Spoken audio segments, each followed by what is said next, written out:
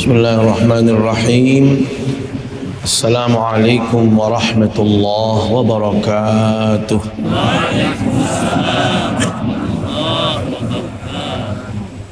Innal hamdalillah nahmaduhu wa nasta'inuhu wa nastaghfiruh wa na'udzu billahi min shururi anfusina wa min sayyiati a'malina. من يهده الله فلا مضل له ومن يضلل فلا هادي له أشهد أن لا إله إلا الله وأشهد أن محمدا عبده ورسوله اللهم صل وسلم وبارك على سيدنا محمد وعلى آله وصحبه أجمعين أما بعد. Yang kami hormati para alim ulama, para tokoh agama, tokoh masyarakat. Yang kami hormati segenap pendengar Radio Republik Indonesia Pro 1 Mataram dimanapun berada, yang disiarkan melalui masjid-masjid, musalla-musalla oleh para merbot. Singkatnya hadirin hadirat jamaah pengajian subuh yang dimuliakan Allah Subhanahu wa taala. Segala puji bagi Allah Subhanahu wa taala yang terus melimpahkan kepada kita berbagai macam kenikmatan. Sampai detik ini kita masih dalam keadaan sehat dan bisa merasakan indahnya dan nikmatnya beribadah di bulan suci Ramadan. Termasuk hadirnya kita di sini di pagi hari untuk melaksanakan salat subuh berjamaah, kemudian kita mengikuti kajian ilmu. Ini semua adalah kenikmatan yang sangat besar dari Allah Subhanahu wa taala.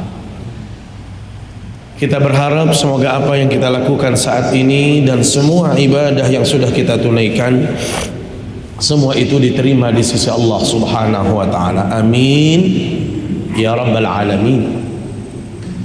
Salawat serta salam selalu kita sampaikan ke hadapan baginda Rasulullah sallallahu alaihi wasallam, kepada segenap keluarga, para sahabat, para tabi'in, para tabi'at tabi'in, dan semua pengikut baginda Rasul sallallahu alaihi wasallam, termasuk kita yang hadir di sini. Mudah-mudahan kita mendapatkan syafaatnya di hari kiamat kelak. Amin ya rabbal alamin. Bapak Ibu jamaah yang dimuliakan Allah Subhanahu wa taala, tentu kita harus terus bersyukur dengan berbagai macam kenikmatan. Apalagi saya secara khusus sengaja memang menjaga suara, karena suara sudah lama sekali serak dan berat. Makanya tadi cepat membacanya dan suara ringan. Sekarang juga nggak berani, karena hari ini masih full saya kegiatan di Islamic Center.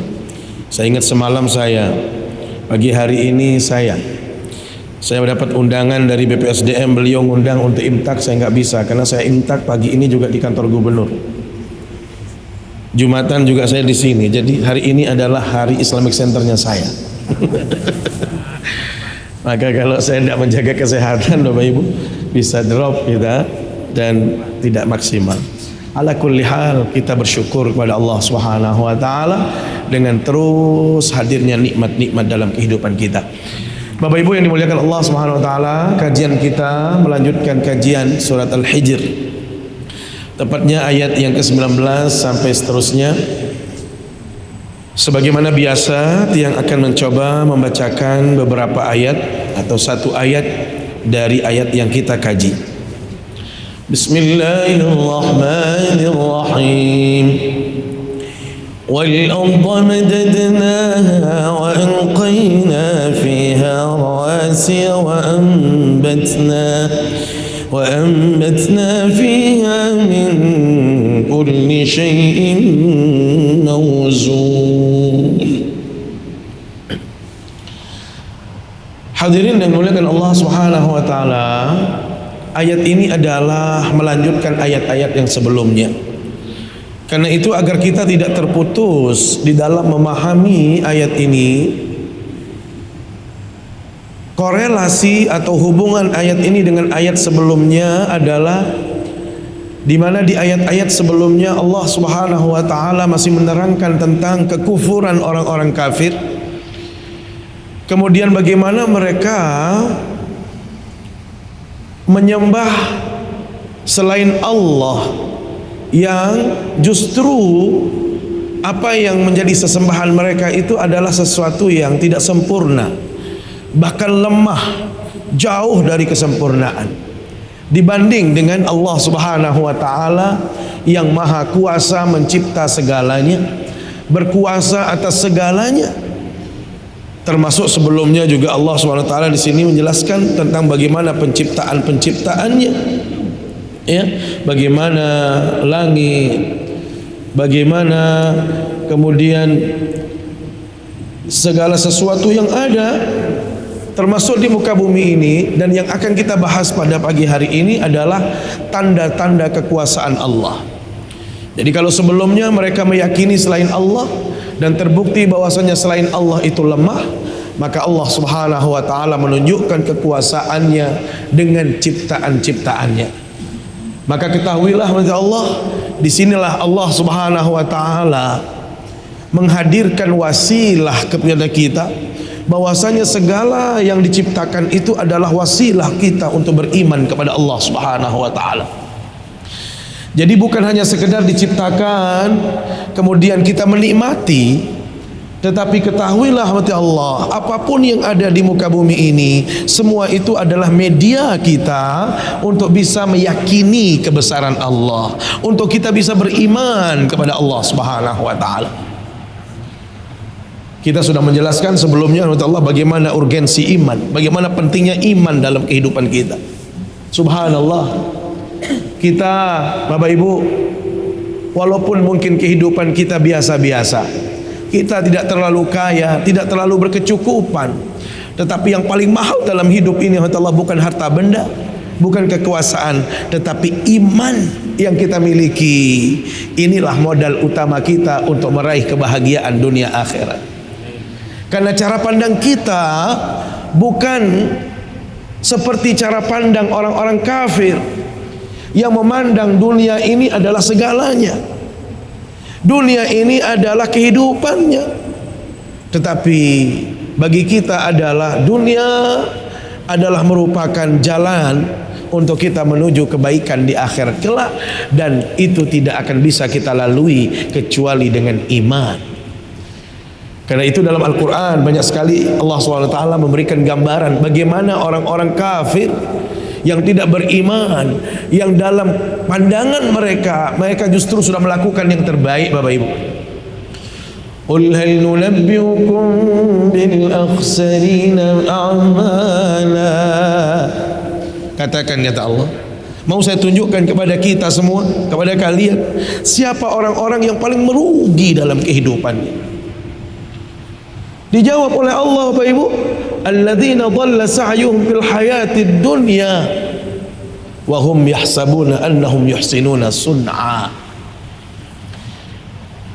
Mereka-mereka yang mengira dirinya sudah melakukan yang terbaik, sudah melakukan yang luar biasa, amal yang banyak dia lakukan, dan itu bagi mereka sudah cukup, sudah bagus. Dan itu adalah kekeliruan yang besar. Kenapa? Karena mereka tidak beriman kepada Allah. Justru mereka ulaikal ladzina kafaru, mereka itu adalah orang-orang yang ingkar kepada Allah, tidak beriman kepada Allah. Maka kita jangan sampai menjadi orang-orang yang kufur, orang yang kafir, yang tidak percaya kepada Allah. Maka Allah Subhanahu wa taala memberikan ruang gerak yang luas, memberikan ruang media yang sangat luas. Untuk apa? Untuk kita yakin kepada Allah Subhanahu wa taala. Termasuk ayat yang kita kaji saat ini. Apa kata Allah? Wa fil ardi wal arda madadnaha, dan bumi yang kami hamparkan. Bumi yang kami hamparkan bagi manusia. Wa alqaina fiha rawasiya, Di bumi ini kita lihat beragam ciptaan Allah, termasuk ada gunung-gunung yang dipancangkan oleh Allah sebagai penyangga dalam kehidupan manusia, sehingga terjadi keserasian. Bapak Ibu, lihat bumi ini, Masya Allah. Saya ingin bertanya, ada yang tidak betah tinggal di bumi? Nah, kalau sudah pendak di bumi, silahkan cari kehidupan yang lain di bawah bumi kalau begitu. Ya, itu kalau Anda tidak betah di bumi, tidak mau tinggal di bumi, mau kemana lagi? Bumi ini begitu indahnya, apalagi Indonesia, Masya Allah. Tidak ada yang paling indah kecuali Indonesia. Ya, Allah sudah memberikan, boleh dikatakan semua paket lengkap itu ada di Indonesia. Keragaman, sukunya, berapa ribu suku di Indonesia, berapa ribu pulau yang kita miliki. Bayangkan Bapak Ibu, hampir 4.000-an, 40.000 itu pulau yang ada di Indonesia. Orang kepingin punya pulau-pulau seperti kita. Saya, Bapak Ibu, sebelum puasa ini menjadi tradisi saya dan beberapa jamaah, saya bawa turnya kita itu pengajian di pantai. Jadi setiap sebelum ini, ada nggak jamaah dari Getap, itu kita selalu pengajian di pinggir pantai. Supaya apa? Supaya kita bisa menikmati keindahan alam ini dan kita bisa bersyukur, dan endingnya adalah kita bisa beriman kepada Allah Subhanahu wa taala. Bapak Ibu, kalau saya ke pantai itu biasanya saya mencari tempat-tempat bermain snorkeling, nyelam. Tapi bukan saya penyelam, Pak. Tapi kan nggak percaya kalau Bapak saya juga nggak penyelam, kan? Kelihatannya penyelam. Apa yang saya lihat? Saya turun, Bu, ke pantai, Pak. Saya lihat kehidupan alam atau kehidupan makhluk Allah di bawah laut. Ya Allah, Bapak Ibu, kalau coba ke sana turun sekali, mungkin nggak mau naik lagi. Ya, artinya kalaupun naik berproses lama baru mau naik. Kenapa? Indah sekali bawah laut kita. Terumbu karangnya indah. Ya, saya di pantai di Sekotong itu, ya, saya turun, Masya Allah, ikannya begitu kita turun, ikannya ikut bergabung sama kita. Bayangkan, kita seolah-olah kayak temennya. Saya pernah melihat ikan sampai saya 1 jam di dalam laut itu, nggak mau naik. Bisa dibayangkan nggak Bapak Ibu? Ikannya sebesar gini, ya, tipis sekali, warna hitam dan kuning yang langsat sekali, kuningnya mencolok sekali. Mohon maaf, begini ikannya, di sini ekornya, di atas ini ada semacam model tali yang melingkar panjang sekali, dan ikan itu indahnya luar biasa. Ya Allah, saya bilang, ma khalaqta hadza batila, tidak ada yang sia-sia yang Engkau ciptakan, ya Allah. Jadi dengan melihat kekuasaan Allah itu kita tersentuh. Ya Allah, hamba ini terlalu banyak kufurnya, ya Allah. Hamba ini terlalu banyak menjauh darimu, ya Allah. Kenapa? Karena begitu melihat ciptaan-ciptaan Allah ternyata indah luar biasa. Dan kita harus yakin tidak mungkin terjadi semua itu kecuali lahir dari zat yang maha sempurna. Makanya kenapa kita selalu disuruh oleh Allah, afala yanzuruna ilal ibli kaifa khuliqat wa ilal samai kaifa rufi'at wa ilal jibali kaifa nusibat wa ilal ardi kaifa sutihat. Semua itu adalah fadzakir, supaya Anda ingat Allah, supaya Anda yakin kepada kebesaran Allah Subhanahu wa taala. Makanya apa kata Allah Subhanahu wa taala dalam Al-Qur'an? Wa fil ardi ayatil lil muqinin. Dengan melihat bumi, ini adalah tanda-tanda kekuasaan Allah. Untuk apa? Untuk kita menjadi orang yang beriman. Wa fi anfusikum afala tubsirun. Coba lihat diri kalian, kata Allah SWT. Lihat diri kita semua. Wahai manusia yang mungkin sering menyombongkan diri, sering membanggakan dirinya, sering lupa kepada Allah. Lihat dirimu. Siapa dirimu yang berani menyombongkan diri? Padahal kita, hamba Allah, kalau dibuka borok kita oleh Allah, aib kita. Kok ada manusia berani sombong di hadapan sesama? Padahal kita ini kan bawa kotoran, tidur sama kotoran, makan juga di dalamnya sudah ada kotoran. Kok bisa kita sombong? Hina kita ini sebenarnya, karena di sini ada kotoran. Tetapi ada yang berani sombong sampai-sampai lupa kewajibannya kepada Allah, tidak mau taat kepada Allah, tidak mau beribadah, bahkan sesama manusia dia menunjukkan kesombongan. Ini hamba Allah. Jadi lihat bumi yang begini indahnya, apalagi Lombok, masya Allah. Lombok ini tidak ada yang bisa menandinginya. Kalau kita tidak pandai menjaga Lombok ini, hamba Allah, berarti kita kufur kepada Allah. Apa yang tidak ada di Lombok, sobat? Coba sebut. Semua di NTB ini lengkap sudah. Lautnya ada, ya, pasirnya juga kadang-kadang ada yang seperti merica putih. Kemudian kalau kita melihat lahan yang dilapangkan oleh Allah, dihamparkan oleh Allah. Bapak Ibu, Singapura untuk bisa menambah tanahnya saja, mereka melakukan reklamasi. Itu dia ambil dari kepulauan di Sumatera, tanah itu, gunung, itu dia buat tambahan akses supaya dia tidak tenggelam Singapura. Berapa biayanya Bapak Ibu? Itu tidak kurang dari 100 miliar dolar. Berapa itu? Ada yang punya Pak Ilham? 100 ribu dolar, 1.400 triliun. Bayangkan, Singapura itu dia harus mengeluarkan uang banyak untuk menambah kawasannya, karena laut ini terus, ya, abrasi, kemudian nanti semakin mengecil, habis Singapura. Bagaimana caranya?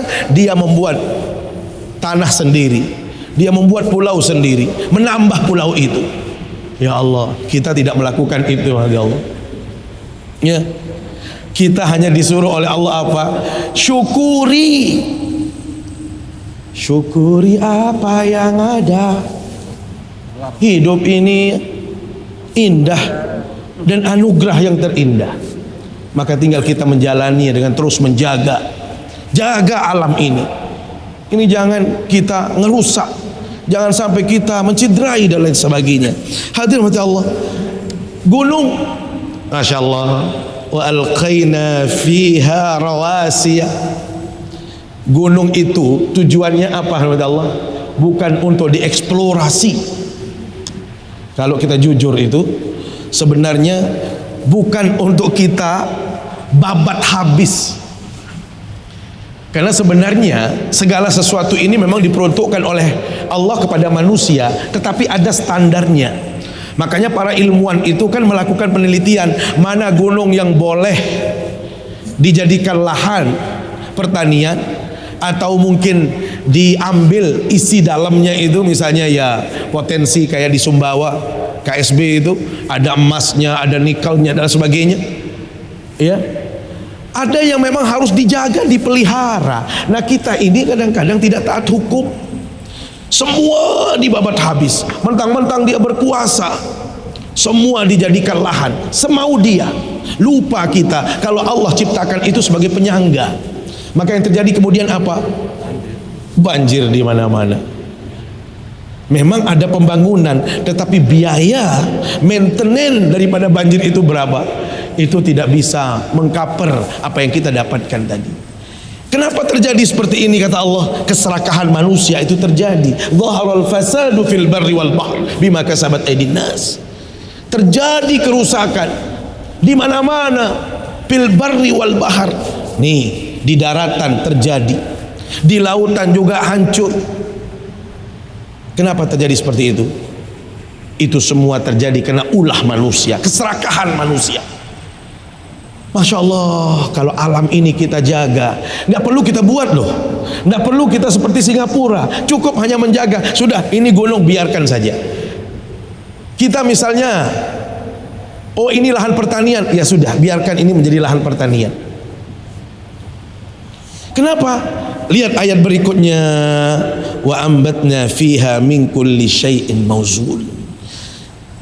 Karena di gunung itu Di daratan itu Allah menumbuhkan dengan kekuasaannya segala sesuatu dengan cara yang sangat seimbang. Masya Allah, segala sesuatu itu sudah ada takarannya. Jadi kalau kita mengikuti sunnatullah, jangan melawan sunnatullah kehendak Allah, selesai kita, aman kita sebenarnya. Makanya kan kita punya tim ahli planologi misalnya.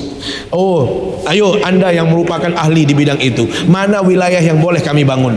Di Mataram ini mana wilayah yang boleh kami bangun? Di Lombok Barat mana wilayah yang kami boleh bangun? Di Bima, di Dompu mana wilayah? Sehingga kalau ini, makanya kenapa Allah misal Australia saja. Australia itu sudah punya brand. Misalnya Sydney itu adalah kota industri, misalnya perdagangan. Canberra itu adalah pusat pemerintahan. Ya. Kemudian Melbourne misalnya itu adalah pusat pendidikan. Jadi semuanya terkonsentrasi. Jadi mungkin kalau kita di siang hari di Melbourne itu tidak akan pernah melihat, mohon maaf, di Canberra itu tidak akan melihat manusia. Nggak ada orang lalu lalang. Kenapa? Karena di situ adalah pusat pemerintahan. Semua orang di dalam gedungnya, di dalam kantornya bekerja. Nggak ada yang lalu lalang. Makanya tidak ada mall di situ. Supaya apa? Supaya orang yang kerja ya konsentrasi kerja. Kalau mau ke mall, ya disitulah tempatnya di Sydney misalnya. Ya. Nah kita ini kan semraut semua. Penataannya itu tidak jelas. Ya. Maka mungkin inilah hikmahnya, ya. Mungkin Pak Jokowi berpikir kenapa harus mengalihkan ibu kota, ya.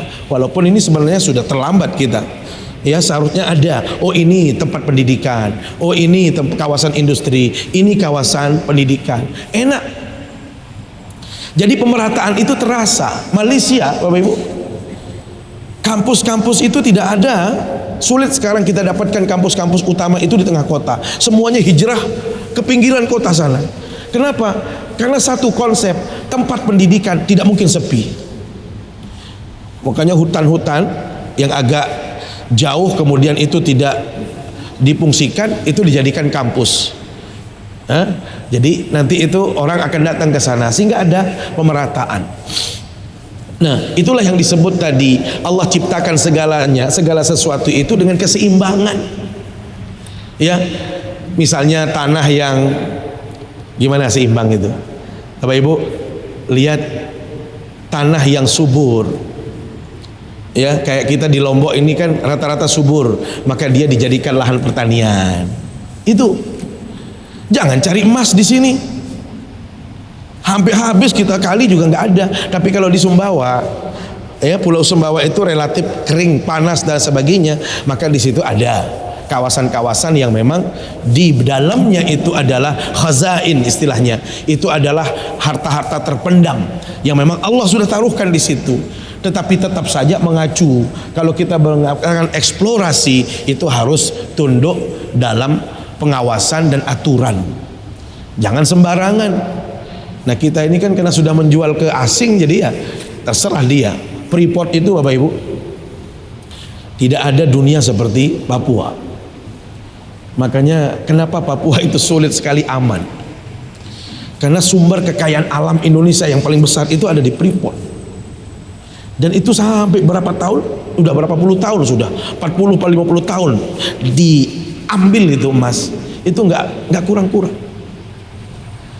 Tetapi yang terjadi apa? Orang Papua sendiri banyak yang nggak sekolah. Ya. Makanya ya satu sisi Pak Jokowi ini kita bisa katakan luar biasa. Ya. Saya siapapun pemimpinnya kalau memang baik kita harus bilang luar biasa. Bisa dibayangkan nggak Bapak Ibu? Dulu orang Papua beli semen itu 1 juta Pak, 1 sak. Sebelum Pak Jokowi mau buat rumah, kenapa satu sak itu dia 1 juta? Karena dibawa pakai pesawat Pak.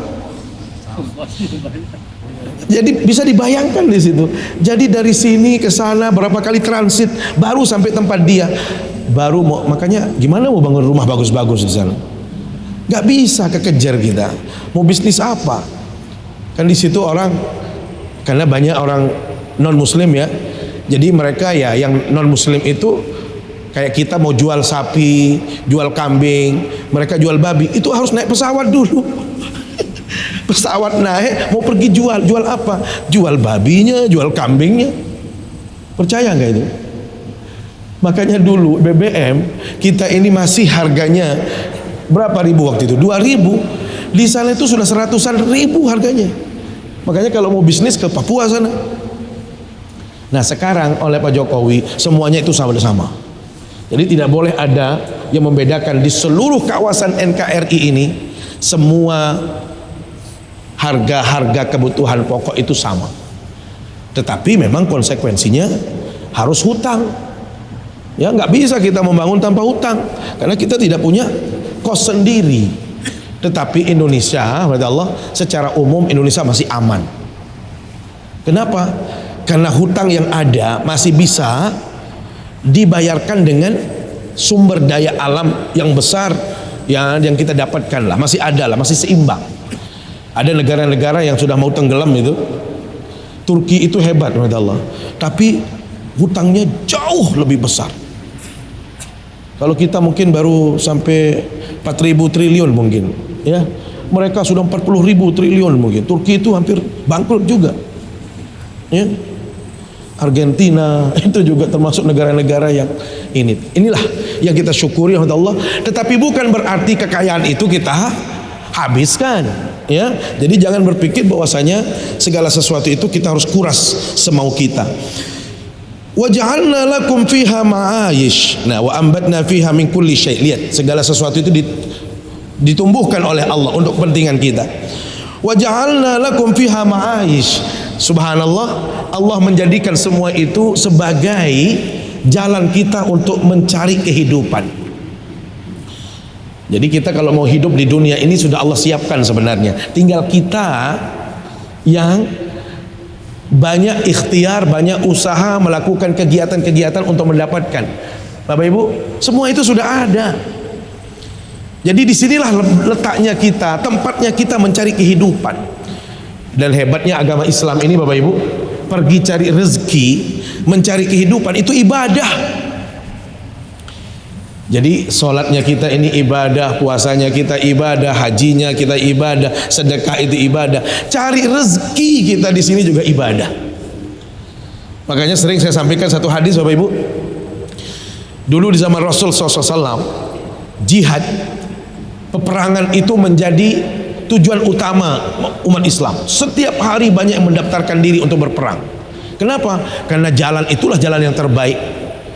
Bila mana mereka meninggal dunia, mereka langsung masuk surga. Bila mana mereka menang, maka kita akan mendapatkan ghanimah, harta rampasan perang sebagai jalan hidup mereka. Suatu ketika beliau duduk-duduk sama sahabat. Ternyata datang orang yang tinggi besar, kekar sekali. Yang pasti yang dalam hadis itu Pak Haji Ilham bukan saya. Karena saya tidak tinggi besar. Kalau ada yang mengatakan saya tinggi besar, fitnah itu. Kalau suaranya keras iya, maka sering orang tertipu, ya. Sering banyak yang ngundang, baru ngelihat ke orangnya kecil ya, suaranya gede banget, ya. Tapi ibu-ibu kan sudah tahu saya, ya. Jadi bukan tinggi besar. Maka dalam hadis itu bukan saya. Tidak ada di sini yang tinggi besar. Jadi orangnya kekar tinggi besar. Apa kata sahabat? Ya Rasulullah, coba lihat orang tadi. Kalau orang yang begini tinggi besarnya, kekarnya, digunakan tenaganya untuk berperang, alangkah bahagia hidupnya orang ini. Kenapa? Sekali bunuh musuh, berapa yang akan mati? Kekar, tinggi. Jadi ini hal orang seperti ini dibutuhkan sekali. Ternyata apa kata Rasulullah SAW? Bukan itu saja makna jihad. Apa makna jihad? In kana hadza kharaja yas'a li waladihi sighar fahuwa fi sabilillah. Kalau orang ini keluar dari rumahnya mencari rezeki dia, untuk apa? Untuk kebutuhan anaknya yang masih kecil, untuk kebutuhan keluarganya, maka orang ini sama seperti orang berperang di jalan Allah. Masya Allah. Bapak Ibu, jadi kita yang beraktivitas itu juga bisa menjadi wasilah, media kita untuk mendapatkan mardhatillah, ya, ridha Allah. Kemudian apa kata Rasul? In kana kharaja yas'a li abawaihi au ahadan minhuma. Kalau orang ini keluar dari rumahnya mencari rezeki untuk keperluan dan mencukupi kebutuhan kedua orang tuanya atau salah satu yang masih hidup, maka orang ini tercatat sebagai orang yang berjuang di jalan Allah. Bila mana orang ini keluar dari rumahnya mencari rezeki, tujuannya adalah menjaga diri supaya tidak ada fitnah, supaya dia tidak merepotkan orang lain, supaya dia bisa menjaga kehormatan diri dan keluarganya, dia juga sama mendapatkan pahala jihad. Tetapi kata Rasul, in kana hadza kharaja riya'an wa mufakharah. Tetapi kalau dia keluar dari rumahnya mencari rezeki tetapi bukan karena Allah, dia ingin dipuja, ingin dipuji, pamer dia mencari rezeki itu, apa kata Rasul? Fahuwa fi sabilis syaitan. Orang ini sama saja dia berjuang di jalan setan. Maka Bapak Ibu, penting sekali niat itu harus ditancapkan yang kuat, layaknya gunung yang Allah tancapkan di muka bumi ini. Niat kita tulus, saya keluar itu di jalan Allah untuk mencari rezeki karena Allah SWT. Wa man lastum lahu biraziqin. Anda bisa mencari rezeki di sini dan di bumi ini adalah ada rezeki untuk makhluk yang Allah berikan rezeki. Bukan kamu yang berikan dia rezeki. Apa diantaranya Allah? Allah ciptakan burung-burung itu. Nggak perlu dia cari sangkar, nggak perlu dia cari tempat makan. Allah sudah ciptakan tempat makan. Sebenarnya enak burung itu. Saya beberapa kali sampaikan, kita ini belum bersahabat dengan alam. Padahal Allah ciptakan alam ini untuk keseimbangan. Apa yang dimaksud dengan keseimbangan? Anda bisa hidup, bisa menikmati ciptaan Allah, berinteraksi dengan ciptaan Allah, makhluknya, burung-burungnya. Bapak Ibu, kalau coba saat ini kita di George Washington, di Washington saja, ya, atau di Virginia, kita duduk-duduk di taman-taman itu, truk datang burungnya. Kadang-kadang burungnya mampir di sini, burungnya hinggap di sini. Kita duduk di taman, itu burungnya datang. Masya Allah. Kira-kira orang yang stres ketemu burung masih stres apa enggak? Malu sama burung. Masa dia nggak punya akal aja nggak stres? Misalnya ada manusia yang mau bunuh diri, lihat burung, bisa jadi dia sehat. Nah, kita di Indonesia ini kadang-kadang sudah terlalu banyak masalah politik, masalah sosial. Jadi duduk dimanapun tambah masalah, cepat kita stres. Kenapa? Lahan kita yang tadinya sudah diciptakan oleh Allah untuk kita bisa berekreasi, itu sudah dihabisin oleh manusia. Burung saja ngelihat manusia langsung terbang. Saya sudah kasih contoh, ini terakhir. Di Malaysia, saya pernah ke situ, alhamdulillah. Kita makan di sebuah restoran. Restoran itu tertutup karena itu yang punyanya Sim Darby Plantation, yang mempekerjakan 25.000 karyawan Lombok di Malaysia. Jadi saya diminta untuk ceramah masuk ladang-ladang kilang-kilang itu. Kita makan itu di hall, mess hall, kayak di Newman itu mess hall. Di pintunya itu ada burung yang punya sarang itu yang panjang. Jadi dia tetap bersarang di situ, kita buka, kita tutup, dia tetap bersiru. Kalau orang Indonesia mikir, berbe tetap baiknya. Mahal loh ini, selalu bayangannya kita uang. Mahal wah ini. Kepeng wah ini. Coba, pasti kita ambil itu burung, pasti kita rusak dia. Padahal Masya Allah nikmat, kita mau makan ngelihat burung sedang dia nyuapin anaknya, kan enak sekali. Itulah sebenarnya ciptaan Allah yang kita rusak semua. Bayangkan burung-burung, Indonesia penyelundupan burung terbesar di dunia. Apa yang gak bisa diselundupin di Indonesia ini? Memang kita ini jaringannya hebat ini. Jaringan pengajiannya hebat, jaringan kejahatannya juga hebat. Narkotika bisa dikendalikan di penjara, itu hebat. Saya acungkan jempol itu. Ya, wah luar biasa. Hanya di Indonesia seperti itu. Ya, luar biasa. Terakhir, Allah, wa ja'alna lakum fiha khalas wa in min syai'in illa 'indana khazainuh wa ma nunazzilu illa biqadarin ma'lum. Segala sesuatu itu semuanya tunduk atas kekuasaan Allah, dan apa yang kami turunkan itu sudah ada takarannya. Jadi tidak perlu susah yang namanya tokek ya, atau cecak, itu sudah ada makanan yang diciptakan oleh Allah. Kita nggak perlu risau dengan ulat itu. Gimana dia mau makan? Allah sudah ciptakan makanan dia khusus. Ya, manusia apalagi, kalau hewan melata saja ada rezekinya, apalagi kita pasti punya rezeki, asal kita bisa menjaga keseimbangan, kita hormat kepada ciptaan Allah, kita jaga lingkungan ini, maka nyaman kehidupan kita dalam kehidupan ini. Saya pikir demikian Allah yang dapat kami sampaikan, karena waktu yang mempertemukan kita dan juga waktu yang memisahkan kita semua. Mari kita akhiri dengan bermunajat, berdoa kepada Allah Subhanahu wa taala. Bismillahirrahmanirrahim. Alhamdulillahirabbil alamin. Shalatu wassalamu ala asyrafil anbiya'i wal mursalin wa ala alihi wa sahbihi ajma'in. Allahumma ij'alna mimman minal ladzina yastami'una al-qawla fayattabi'una ahsanah. Allahumma ij'al jam'ana hadza jam'an mubarakan marhuma wa tafarruqana ba'da hadza tafarruqan hasanan ma'suma wa la taj'al fina wa la bainana shaqiyyan wa la mahruma. اللهم اغفر للمسلمين والمسلمات والمؤمنين والأحياء منهم والأموات. ربنا آتنا في الدنيا حسنة في الآخرة حسنة وقنا عذاب النار. صلى الله على سيدنا محمد وعلى آله وصحبه أجمعين. سبحان ربك رب العزة عما يصفون. سلام على الحمد لله رب العالمين. أقول قولي هذا وأستغفر الله. والسلام عليكم ورحمة الله وبركاته.